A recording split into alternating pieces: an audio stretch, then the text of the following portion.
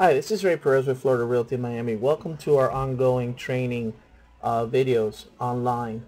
Today we're going to cover contract to lease and the difference between a contract to lease and a lease agreement.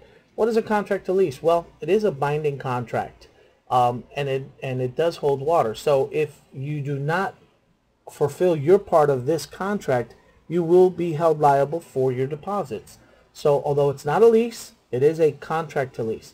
What this does, it kind of helps you between tenant and landlord as to what the agreements are, and we don't have to go through the verbal side. Everything is written. So if something comes up during the lease, we have this contract to lease to help us out and tell us, oh, look, we agreed to this, and so on and so forth.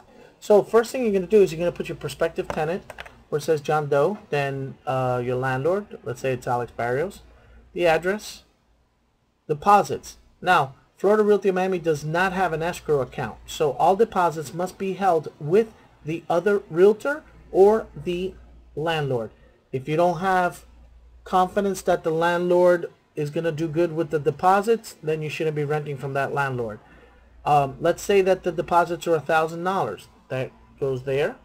You scroll down. Description of the property. This is a 3-bedroom, 2-bath, unfurnished with 2 parking spaces. Let's say pets are permitted.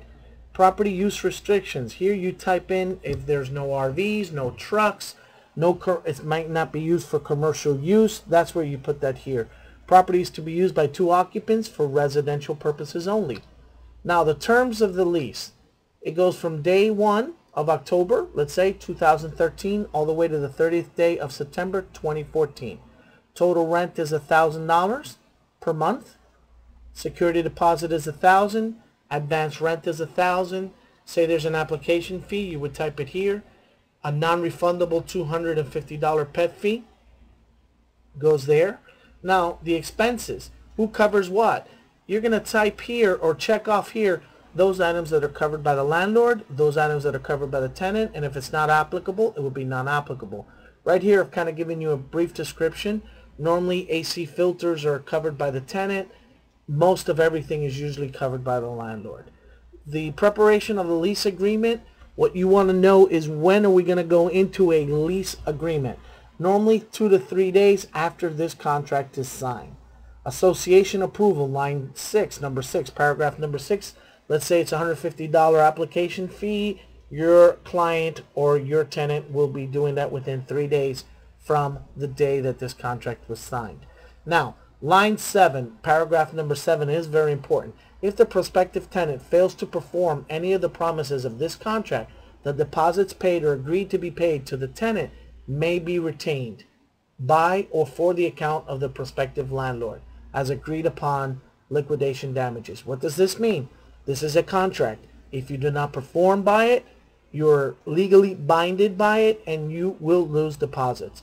Retain deposits. In the event that the landlord does get the deposits, line 8, they will be split 50-50 between the brokers and the landlord. Use restrictions. The parties agree that the party is being rented subject to zoning ordinances, restrictions, limitations, and easements. That goes back to residential purposes only. You may not assign this contract. Line 12 is on rate on gas, brokerage disclosure.